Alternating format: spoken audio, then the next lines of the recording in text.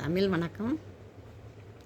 பாருங்கப்பா, ஒரு மனிதர் கஷ்டப்படும்போது அவரோட ஃப்ரெண்டுக்கிட்ட அவர் என்ன நினைப்பார், சரி நம்ம ஃப்ரெண்டுக்கிட்ட கொஞ்சம் பணம் கேட்போமே, பின்னாடி கொடுத்துருவோம் அப்படின்னு கேட்பார். அப்போ அவர் ஃப்ரெண்டு என்ன செய்வார், எப்படியாவது பிறகு பார்த்து தாரேன் அப்படின்னு சொல்லிடுவார். அதுக்கப்புறம் என்ன செய்வார்னா, இவரை கண்டாலும் பேச மாட்டார். இவருக்கு பார்த்தாலும் பார்க்காத மாதிரி போயிடுவார், கண்டாலும் பேச மாட்டார். ரொம்ப யோசிச்சுக்கிட்டு இவர் கொடுத்தா திருப்பி கொடுக்க மாட்டார், இவர்கிட்ட கொடுக்கல பிரயோஜனம் இல்லைன்ட்டு அப்படியே நினச்சிட்டு போயிட்டுருப்பார்.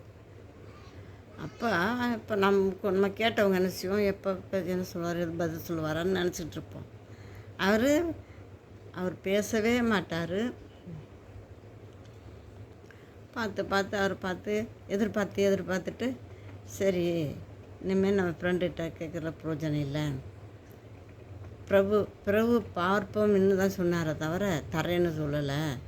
அதனால் பிரபு பார்க்குறதுக்கு பேசாமல் இருப்பதுக்கும் இல்லை என்பதுக்கு அர்த்தம் அப்படின்னு அவரே சரின்னு முடிவு எடுத்துட்டு, நம்ம எவ்வளோ ஃப்ரெண்டாக இருந்தாலும் கூட யோசித்து தான் கேட்கணும். நம்மளால் திருப்பி கொடுக்க முடியுமா, அந்த ஃப்ரெண்டுக்கிட்ட கூட நம்ம திருப்பி கொடுக்க முடியுமா, திருப்பி கொடுக்க முடிஞ்சால் தான் அவரை நம்ம கேட்க முடியும்.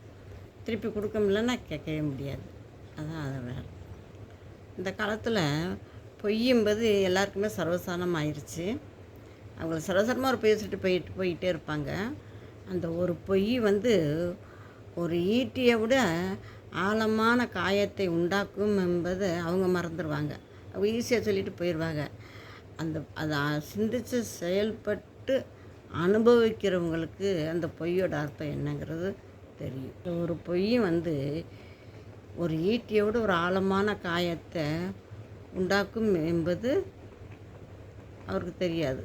அதை யோசிக்கிறவங்களுக்கு தான் அது தெரியும். ஒருத்தர் எல்லாமே தெரிஞ்சுக்கிட்டது மாதிரி வண்டி ஓட்டுவார். நான் தான் எல்லாமே திறமையாக ஓட்டுவேன் அப்படிங்கிறத வச்சு அந்த வண்டியை ஓட்டுவார்.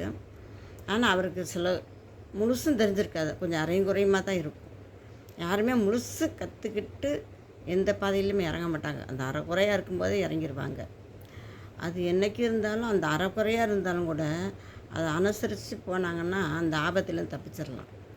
அந்த அரைக்குறையாகவே வண்டியை ஓட்டிக்கிட்டு கண்ணை மூடிட்டு போனாங்கன்னா அந்த ஆபத்தில் தப்பிக்கவே முடியாது. என்றைக்கு இருந்தாலும் அந்த ஆபத்தில் கொண்டு விட்டுரும். ரொம்ப யோசித்து செஞ்சால் தப்பிச்சுக்கிறலாம். மனிதர் ரொம்ப சாந்தமாக இருக்காங்கன்னு வச்சுக்கோங்களேன், ரொம்ப பொறுமையாக சாந்தமாக இருக்காங்கன்னு வச்சுக்கோங்களேன், அவர் எப்போதுமே சிந்திச்சுக்கிட்டே இருப்பார். அவர் பார்க்குறதுக்கு அவர் என்னடா அவர் ஒன்றுமே பேச மாட்டேங்கிறார், அமைதியாக இருக்காங்கன்னு நினப்பான். அவர் எப்போயுமே ஏதாவது ஒன்று யோசிச்சுக்கிட்டே இருப்பார். அவர் செய்கிற முடிவும் ஓரளவு கரெக்டாக முடியும். அவர் சாந்தமாகவே இருப்பார். அந்த சாந்தமாக இருக்கிறது நல்ல செயல்களை உருவாக்கும். இந்த சாந்தம் என்பது பாதுகாப்புக்கு அர்த்தம். அந்த சாந்தமாக செல்பவர் பாதுகாப்பாகவும் செல்வார். அவர் கூட போகிறவங்களுக்கும் அந்த வழியை காட்டி விடுவார். அந்த பாதையில் போகாதப்பா, இந்த பாதையில் போகணும்னு சொல்லி வழி காட்டி விடுவார். அதுதான் அந்த சாந்தமாக உள்ளவருக்கு சில கருத்துக்கள் அவர்கிட்ட இருக்கும். அதை சரியான வழியில் நம்ம அவரோட பழகி பயன்படுத்திக்கிறது ரொம்ப நல்லது. ஒரு குழந்தை நல்லா படிக்கும்னு நம்ம நினைக்கிறோம். அந்த நல்லா படிக்கும்னு நம்ம நினைக்கிறது பெரிய விஷயம் இல்லை. அந்த குழந்தைய நல்லா படிக்க கொண்டு வர்றது நம்மளோட கடமை.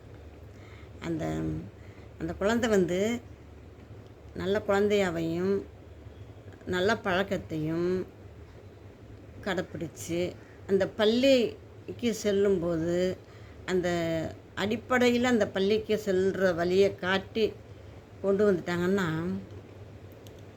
அந்த பள்ளிக்கூடம் கதவை எப்படி திறக்கிறார்களோ அதுபோல் திறந்து அந்த பள்ளிக்கூடத்தை வளர வைக்கிறார்களோ அதுபோல் சிறைச்சாலை கதவை மூடி சமப்படுத்த வழிவகுப்பார். அந்த குழந்தைக்கு வளர வளர அவ்வளோ பவர் கிடைக்கும். ஒருவர் தனிமையாக இருக்கிறாருன்னா அவருக்கு ஈடாகிறதுக்கு ஒரு தோழன் இருப்பாங்கன்னு நினைப்போம். அது நம்ப முடியாது. தனிமைக்கு ஈடான தோழன் எங்கேயுமே கிடைக்க மாட்டார். நம்ம தனிமைக்கு ஏதோ ஒரு ஆறுதல் சொல்லுவாங்களே தவிர அதுக்கு ஈடு கொடுக்க மாட்டாங்க. அதனால் எந்த தோழனையும் நம்ம நம்பி அவர் சொல்லி நம்ம தெரிஞ்சுக்கிறோன்னுட்டு இல்லை. நம்ம சொந்த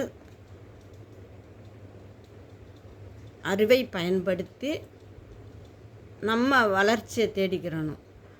ஒரு நம்மளோட தோழன் சொல்லுவார், ஆறுதல் சொல்வார் அப்படின்னு நம்ம எதிர்பார்க்கக்கூடாது. அடுத்தவங்களை எதிர்பார்த்து வாழக்கூடாது. நம்ம சொந்த காலில் நிற்கிறது தான் நம்மளுடைய திறமை. தமிழ் வணக்கம்.